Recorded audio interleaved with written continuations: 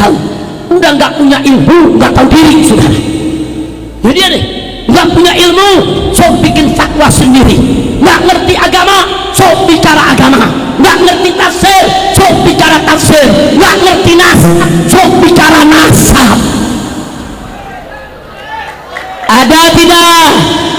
Ada tidak? Bagaimana sampai tidak penyanyi ini? Ahiba'il kiram, setelah puja dan puji kita panjatkan bagi Allah Jalla Jalaluh, setelah salawat dan salam kita sampaikan untuk junjungan Nabi kita tercinta Sayyiduna Muhammad beserta para keluarga dan para sahabatnya, maka dalam kesempatan berbahagia ini, dalam acara yang penuh keberkahan ini, tidak lupa kita sampaikan salam penghormatan kita secara khusus dan istimewa untuk guru besar kita semua, untuk orang tua kita yang pada hari ini menjadi wasilah bagi kita sehingga kita kumpul di tempat ini, yaitu Syekhunal Walid Al-Muhtaramul Mukarram Ustadzana Al-Mahbub Kiai Haji Mahfuz Asirun hafizahullah ta'ala wa ra'ah, famatanallahu bituli hayatih wa nafa'ana bi ulumi fid dini wa dunya wal akhirah, amin ya rabbal alamin. Kita selalu doakan semoga guru kita Kiai Mahfuz, saudara, diberikan kekuatan oleh Allah, diberikan perlindungan, diberikan kesuksesan dalam setiap langkah perjuangan dakwahnya, dan pondok pesantrennya Al-Itqan diberkahi oleh Allah subhanahu wa ta'ala. Dikeluarkan dari pondok pesantren ini ulama-ulama yang amilin, yang mukhlisin, yang mujahidin, amin ya rabbal alamin. Kemudian tentunya tidak lupa salam penghormatan ini juga kita sampaikan untuk ayahanda kita tercinta, yaitu Al-Muhtaramul Mukarram Syekhunal Walid Bapak Kiai Haji Ma'ruf Amin hafizahullah ta'ala wa ra'ah. Alhamdulillah, beliau tadi sudah menyampaikan kepada kita mau'izahnya yang luar biasa, singkat, padat, ringkas, jelas, dan merupakan samudra hikmah baik buat para kiai maupun buat santri, begitu juga untuk masyarakat pada umumnya. Dan kita berbahagia hari ini kita kedatangan juga yaitu seorang tamu, saudara, seorang ulama dan putra ulama, yaitu tidak lain dan tidak bukan adalah Profesor Dr. Muhyiddin saudara Muhammad Awamah hafizahullah ta'ala wa ra'ah. Ayah beliau ini seorang ulama besar, saudara, salah satu benteng Ahlus Sunnah wal Jamaah, mengarang banyak kitab yang luar biasa, di mana salah satunya yaitu yang dikarang adalah tentang Al-Amal bil Hadis Dhaif, apa dia punya dalilnya, apa hujahnya. Dan ini kitab sangat penting. Kenapa? Karena sekarang ini di tengah-tengah kita, saudara, ada orang-orang muda nggak punya ilmu tapi sok tahu, teriak-teriak di masyarakat, saudara, seolah-olah hadis dhaif itu sampah, seolah-olah hadis dhaif itu kotoran, seolah-olah hadis dhaif itu nggak boleh dipakai, dibuang saja ke tong sampah. Ini hadis dhaif, nggak boleh dipakai. Inna lillahi wa inna ilaihi raji'un. Saudara, berapa banyak hadis dhaif yang yu'mal bihi, berapa banyak hadis dhaif yang diamalkan oleh ulama. Bahkan ada hadis dhaif yang disepakati oleh semua ulama, saudara, bahkan semua mazhab untuk dijadikan sebagai kaidah.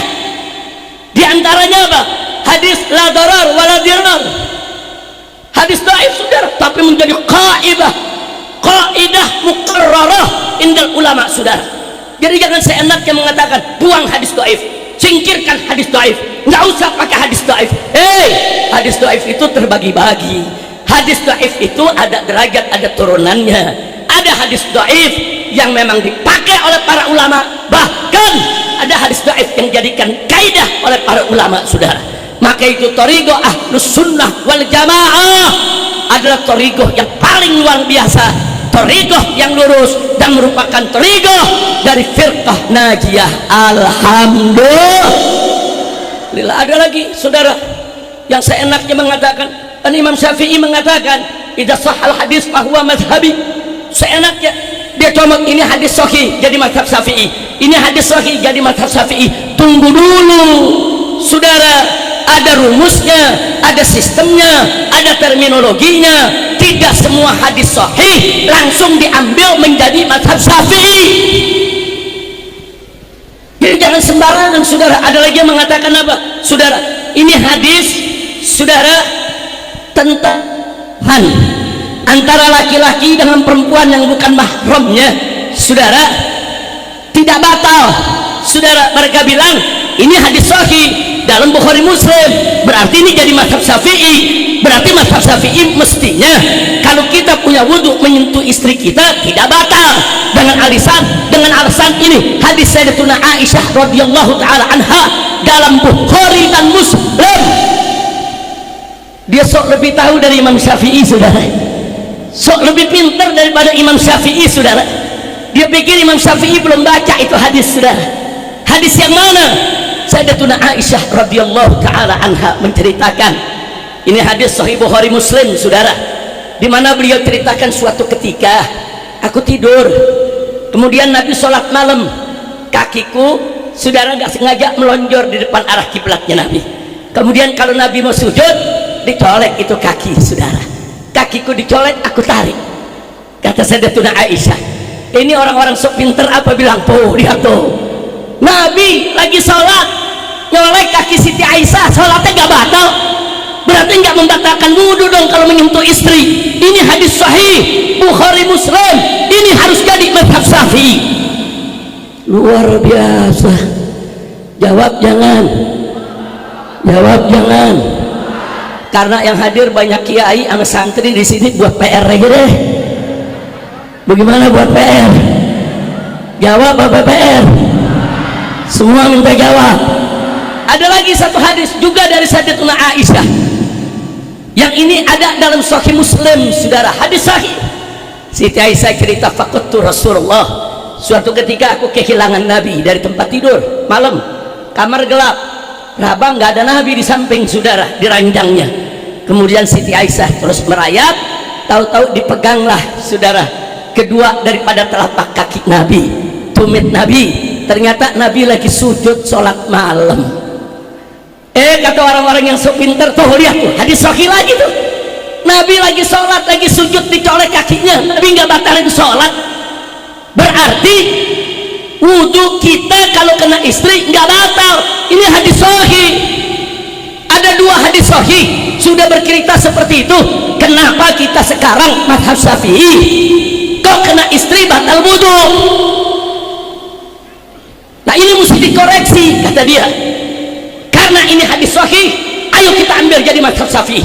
Kenapa? Sebab Imam Syafi'i mengatakan idza sahal hadis fahuwa madhhabi. Kalau suatu hadis sudah sahih maka itu adalah mazhabku. Saudara, saudara, Pak, Bu,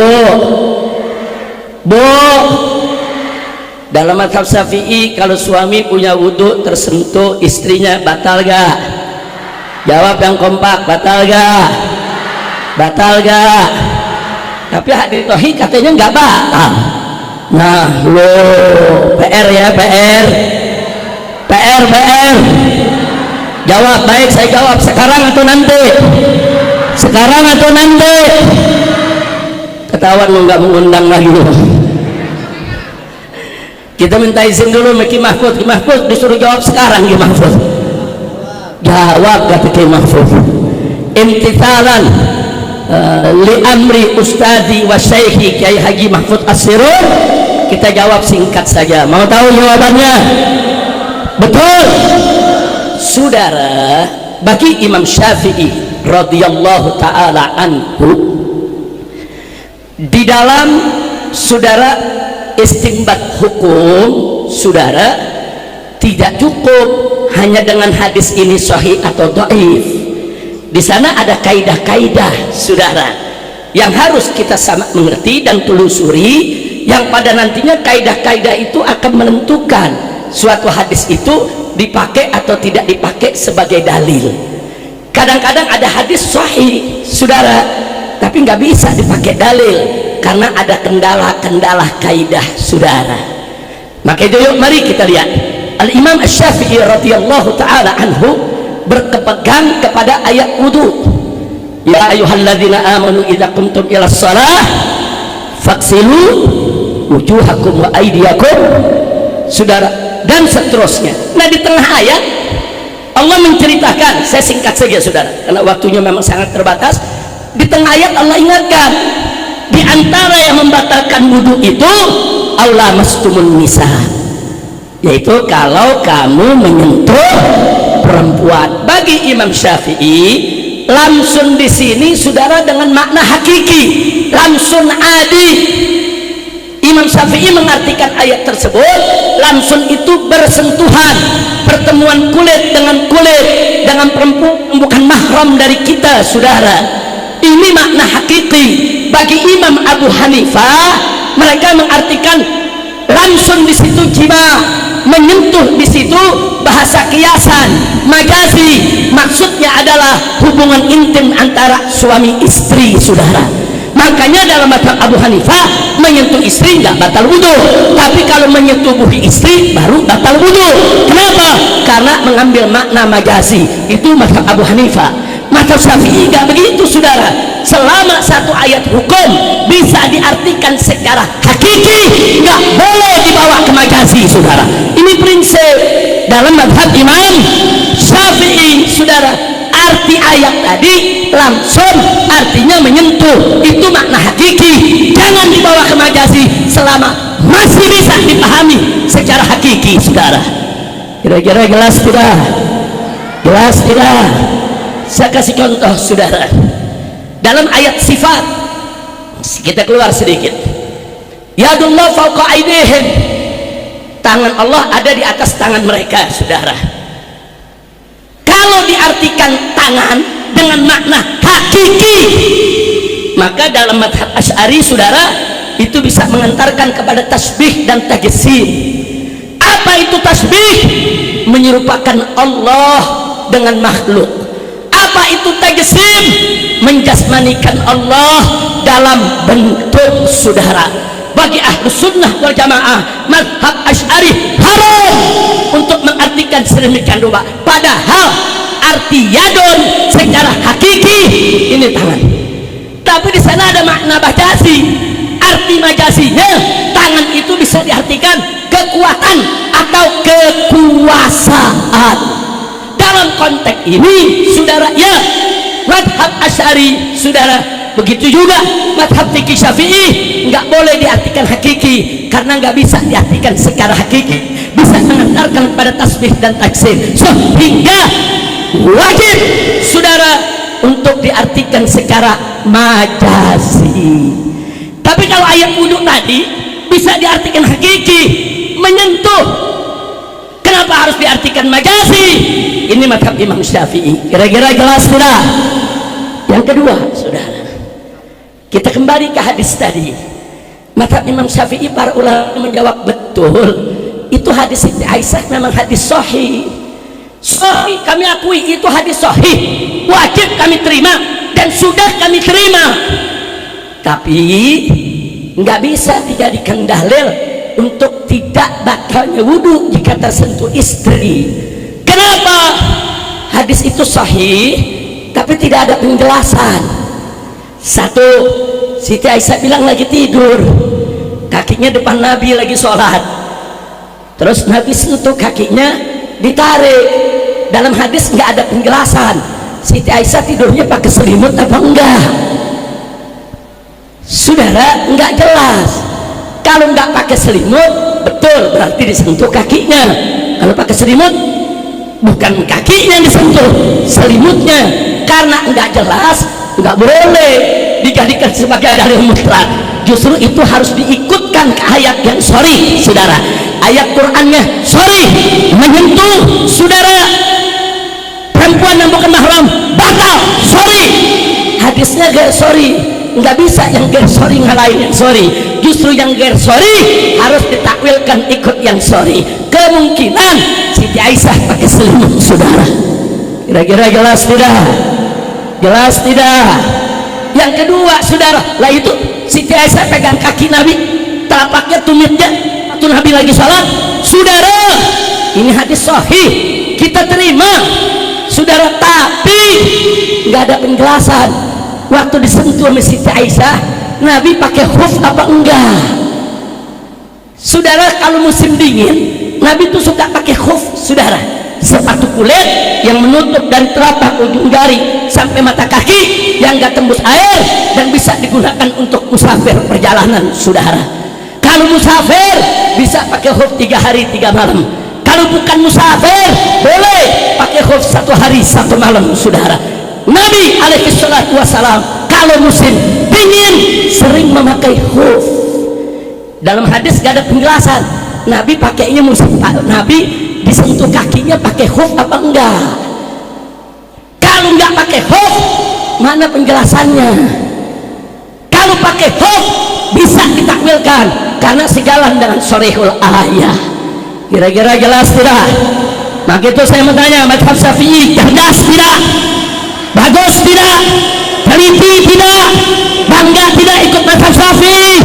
Takbir! Semuanya takbir! Sallu ala Nabi.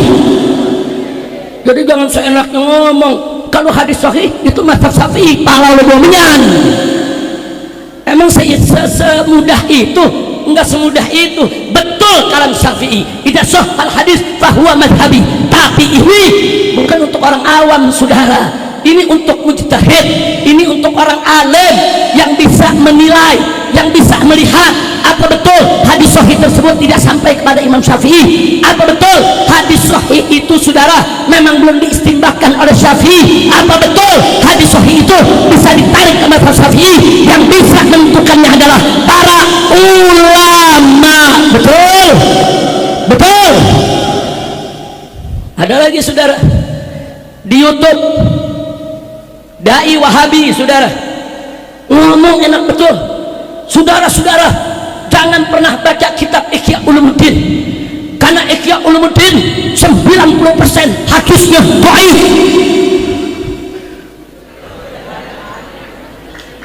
Kacau tidak? Kacau tidak?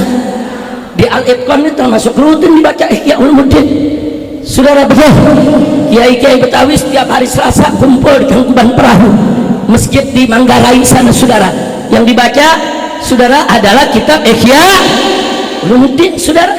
Enak betul. Jaga umurmu, jaga mulutmu. Kapan kau pernah baca Ihya Ulumuddin? Berapa banyak, saudara, ribuan ayat Al-Quran dan hadis yang sahih, hadis yang hasan, saudara. Baik sahih li dzati, sahih li ghairi, hasan li dzati, hasan li ghairi. Begitu juga dhaif yang yu'mal bihi yang diriwayatkan oleh Imam Ghazali dalam kitab Ihya Ulumuddin. Hanya ada beberapa gelintir hadis, beberapa hadis yang memang diperdebatkan oleh ulama, tapi itu pun sedikit pun tidak mengurangi nilai dan kedudukan daripada kitab Ihya Ulumuddin. Takbir! Masya Allah. Jadi ini dia nih, ahli hadis bukan, ahli fikih bukan, ngomong seenaknya, jangan baca Ihya Ulumuddin. Nah, maka itu, saudara, saya tidak mau berpanjang lebar lagi, bahwa hati-hati betul yang dikatakan tadi oleh Kiai Haji Ma'ruf Amin hafizahullah ta'ala wa ra'ah, bahwa yuk mari kita gagak persatuan kesatuan para ulama, para kiai, khususnya dari Ahlus Sunnah wal Jamaah. Jangan sampai umat kita ditipu mereka, umat kita dibohongi mereka, umat kita dijauhi daripada akidah Ahlus Sunnah wal Jamaah. Kira-kira yang saya sampaikan jelas tidak? Jelas tidak? Maka itu saya mau tanya semua, siap jaga aswaja? Siap jaga aswaja? Takbir! Nanti sebelum saya akhiri, saya minta Habib Hanif bacakan nanti Mars Santri Indonesia. Mars Santri Indonesia. Santri Indonesia juga punya qasidah Marsnya, saudara. Setuju? Setuju? Nah, sebelum saya akhiri, saya mengutip apa yang dikatakan oleh Al-Imam Al-Ghazali, saudara, di dalam kitab Ihya Ulumuddin. Beliau menukilkan satu kalimat dari Al-Imam Al-Khalil Ibn Ahmad radhiyallahu ta'ala anhu. Imam Khalil mengatakan, ini yang meriwayatkan Imam Ghazali dalam kitabnya Ihya Ulumuddin. Apa beliau katakan? Ar-rijalu arba'atun, rajulun yadri wa yadri annahu yadri fadzalika alimun fattabi'uh, wa rajulun yadri wa la yadri annahu yadri fadzalika na'imun fa'aikiduh, wa rajulun la yadri wa yadri annahu la yadri fadzalika mustarsyidun fa'arsyidun, wa rajulun la yadri wa la yadri annahu la yadri fadzalika jahilun fatrukuh. Terjemahin jangan, nggak usah deh, dari panjang waktunya. Terjemahin jangan, udah terus gue dianggap mobil lu parkir. Baik, singkat saja saudara. Apa kata Khalil ibn Ahmad? Kalimat ini ada dalam kitab Ihya Ulumuddin, dinukilkan oleh Imam Al-Ghazali radhiyallahu taala anhu. Beliau mengatakan, Imam Khalil, ar-rijalu arba'atun, orang itu ada 4 macam sudah. Yang pertama, rajulun yadri wa yadri annahu yadri, orang yang tahu dan tahu kalau dirinya tahu. Seperti apa? Ulama yang mengamalkan ilmunya, ulama yang menyebarluaskan ilmunya, ulama yang ucapan dan perbuatan seiring sejalan. Ini artinya apa? Dia tahu, dan dia tahu kalau dirinya tahu, atau kalau orang Betawi bilang tahu diri. Saudara, dia tahu, punya ilmu, disebarkan, diajarkan, diamalkan saudara. Nah, orang semacam ini kata Imam Khalil, fadzalika alim, itu yang disebut orang alim, itu yang disebut ulama. Kewajiban kita fattabi'u, ikuti. Makanya para santri di sini jangan ragu-ragu, ikut kiai kita, ikut ustadz kita, ikut ulama kita saudara. Jangan pernah ragu saudara, selama saudara beliau tahu dan tahu kalau dirinya tahu saudara, berilmu dan mengamalkan, alhamdulillah. Yang kedua, wa rajulun yadri wa la yadri annahu yadri, orang yang tahu tapi nggak tahu kalau dirinya tahu. Dia tahu dia punya ilmu tapi dia nggak amalkan. Dia tahu dia punya ilmu tapi dia nggak sebarkan. Dia tahu dia punya ilmu tapi ucapan dan perbuatan berlawanan saudara. Atau kalau orang Betawi bilang punya ilmu tapi nggak tahu diri. Ada gak? Ada gak? Lu jangan bilang banyak dong. Ada tidak? Nah, orang yang begini saudara jangan diikutin, jangan juga dicaci maki, jangan juga ditinggalin. Orang begini saudara, kata Imam Khalil, fadzalika na'im, itu orang yang tidur saudara, dia lalai. Kewajiban kita fa'ikidu, bangunkan dia dari tidurnya. Nah, jadi kalau ada orang begini nih, punya ilmu luas saudara, tapi perilakunya nggak betul, nasehatin, peringatkan supaya dia kembali ke jalan yang benar. Dia tidur, dia lalai, jangan dicaci, jangan ditinggal, tapi juga jangan diikuti, tapi dibangunkan dari tidurnya saudara, dibangunkan dari kelalaiannya. Jelas tidak? Jelas tidak? Baik, yang ketiga, wa rajulun la yadri wa yadri annahu la yadri. Yang ketiga, orang yang nggak tahu tapi tahu kalau dirinya nggak tahu. Dia nggak punya ilmu tapi dia nuntut ilmu. Dia nggak punya ilmu tapi dia mau dekat dengan ulama. Dia nggak punya ilmu tapi kalau ada masalah dia bertanya kepada ulama. Fas'alu ahla dzikri in kuntum la ta'lamun. Ini namanya nggak punya ilmu tapi tahu diri saudara. Orang seperti ini kata Imam Khalil, fadzalika mustarsyid, itu orang yang sedang mencari petunjuk, bukan orang bodoh. Dia nyari petunjuk. Apa kewajiban kita? Fa'arsyidu, tunjukkan dia ke jalan Allah. Masya Allah, alhamdulillah. Mudah-mudahan yang hadir sini dari ulamanya semua termasuk golongan yang pertama, amin, yang punya ilmu dan tahu diri dengan ilmunya, amin. Nah, kita nih yang ngikutin kiai kita nih, setidaknya kita masuk golongan yang ketiga saudara, nggak punya ilmu tapi mau hadir majelis taklim, nggak punya ilmu tapi mau dengar apa fatwa ulama. Alhamdulillah. Nah, jangan jadi golongan kedua, betul. Yang keempat bagaimana? Ini yang paling parah, sudah. Yang keempat, warajulun la yadri wa la yadri annahu la yadri. Saudara, di situ dikatakan orang yang tidak tahu dan tidak tahu kalau dirinya tidak tahu. Udah nggak punya ilmu, nggak tahu diri, saudara. Jadi dia deh, nggak punya ilmu, sok bikin fatwa sendiri. Nggak ngerti agama, sok bicara agama. Nggak ngerti tafsir, sok bicara tafsir. Nggak ngerti nasab, sok bicara nasab. Ada tidak? Ada tidak? Bagaimana sampai penyanyi dangdut jadi mufti?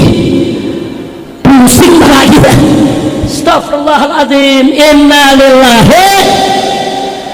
Yang begini, saudara, orang yang nggak tahu tapi sok tahu, dinasehati ulama nggak mau terima, saudara. Apa kata Imam Khalil? Fadzalika jahil. Itu orang yang bodoh. Kewajiban kita fatruku, tinggalkan dia. Ada yang nanya, Habib, kok orang bodoh ditinggal? Kan orang bodoh kan diajarin. Jawab jangan. Suruh jawab lagi. Jawab jangan. Nah, kalau semua dijawab, PR-nya kapan? Ya udah, ini terakhir yang kita jawab, saudara. Ini orang begini, kalau orang Betawi bilang udah goblok tekak lagi. Nah, lu paham gak tuh? Udah goblok tekak, udah goblok sok pinter, sok fatwa, sok bicara hadis tafsir, ulama didebat, ulama dikata-katain, ulama dikaki-maki. Orang ajar tidak? Orang ajar tidak? Nah, yang begini, saudara, harus ditinggalkan. Kenapa? Kenapa kita nggak nasehatin, Habib? Bagaimana kita mau nasehatin? Ulama aja dimaki-maki, apalagi lu. Betul? Ulama dikaki-maki sama dia, berarti udah nggak mau dengar nasihat. Betul? Betul? Ulama dilawan sama dia, bagaimana kita mau nasehatin? Betul? Makanya maksud Al-Imam Khalil, kalau ada orang goblok teka, sama ulama nggak mau dengar, diasingin dulu, tinggal dulu, biar dia berasa. Kalau nanti dia nggak punya teman, kesono orang mabur, kemari orang lari, kesini orang nggak mau berteman, baru dia sadar, kenapa semua orang lari dari aku ya? Oh, mungkin aku goblok tapi teka ini. Nah, kamu udah mulai sadar tuh. Begitu sadar, dia hadir di majelis, dia belajar, dia memulai hidup baru untuk tuntut ilmu, baru naik pangkat jadi mustarsyid, baru kita kasih petunjuk di jalan yang benar. Betul? Betul? Nah, sekarang saya mau tanya semua yang ada di sini, saudara, semua yang ada di sini, mau masuk kelompok yang keempat? Mau masuk kelompok keempat? Sekurangnya insya Allah kita semua masuk kelompok ketiga. Amin ya rabbal alamin. Nah, baiklah ya ikhwan, setelah panjang lebar saya sampaikan saya punya ceramah tersebut, akhirnya di penutup saya mau katakan busra lakum, beruntunglah kalian semua, hei para santri al-itqan. Kenapa, saudara? Li'annakum, karena antum semua tata'allamuna al-ilma min indi ahlihi.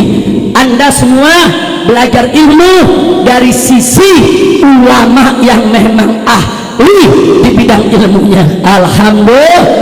Bukan itu saja, Syekhuna Kiai Haji Mahfuz As-Sirun sangat ilmunya muttasil, saudara. Beliau dari guru beliau Kiai Muhajirin, saudara. Dan Kiai Muhajirin ini belajar kepada masyaikh, kepada sadah, kepada ulama-ulama di Mekah, saudara, bidang fikih, bidang hadis, saudara, sehingga semua sanad keilmuannya diwarisi ke murid-muridnya, termasuk kepada guru kita Kiai Haji Mahfuz As-Sirun. Jadi kalau Anda belajar di sini, belajar kepada beliau, Anda mendapatkan sanad yang bersambung ke salafin saleh di setiap bidang ilmu, sampai bersambung kepada Nabi kita Sayyiduna Muhammad sallallahu alaihi wasallam. Nah, kan itu saya tanya, beruntung tidak? Beruntung tidak? Nah, karena itu ibu-ibu, bapak-bapak, khususnya saudara dimanapun Anda berada, Jakarta dan sekitarnya, titipkan anak kita di pondok pesantren, titipkan anak kita di pondok pesantren. Tadi Kiai Haji Ma'ruf Amin dengan luar biasa. Pondok pesantren ini saudara, pabrik ulama, pabrik kiai, pusat ilmu. Kita nggak dapat di sekolah-sekolah umum saudara, nggak ada.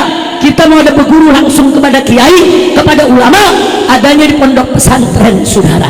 Yang kedua, tadi sudah disampaikan oleh kiai kita saudara, bahwa pondok pesantren ini juga menjadi tempat pensucian jiwa. Ini nggak bisa dilakukan di sekolah-sekolah umum, karena di pondok pesantren saudara, di pondok pesantren anak-anak kita dijaga, dibina, dididik selama 24 jam. Mana ada SD, SMP, SMA dibina selama 24 jam? Nggak ada saudara. Adanya di pondok pesantren. Alhamdulillah. Jadi apa yang sudah disampaikan oleh Kiai Haji Ma'ruf Amin hafizahullah ta'ala wa jazahullahu khairal jaza anil Islam wal muslimin, itu luar biasa. Ya, pesantren pabrik ilmu, pabrik ulama, pabrik keberkahan saudara. Bagaimana nggak berkah? Kita belajar langsung kepada ulama-ulama di pondok pesantren yang sanad ilmunya muttasil sampai kepada ulama salaf, bahkan sampai kepada Sayyidina Muhammad sallallahu alaihi wasallam. Begitu saya mau tanya semua, siap dukung pesantren? Siap masukkan anak-anak kita ke pesantren? Siap bantu pesantren? Siap jaga pesantren? Hei para santri, belajarlah yang bagus. Ta'allamu bikulli jiddin wa ijtihad. Belajarlah kalian para santri dengan sungguh-sungguh, dengan tekun. Insya Allah dari alit Quran akan lahir ulama-ulama yang amilin.